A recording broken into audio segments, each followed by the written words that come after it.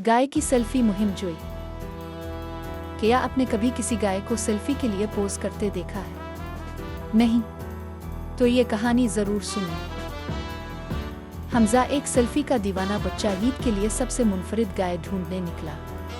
मंडी में घूमते घूमते इसे एक ऐसी गाय मिली जो बिल्कुल मॉडल लग रही थी। घर जाते हुए हमजा ने गाय के साथ सेल्फियां और वीडियोस बनाए, लेकिन जैसे ही इसने फ्लैश ऑन किया गाय ने बगावत कर दी और भाग निकली। गाय गलियों में भागी, बच्चे पीछे दौड़े और आखिर में वो एक आइसक्रीम की दुकान पर जाकर रुकी। लगता था इसे भी ठंडी चीजें पसंद हैं।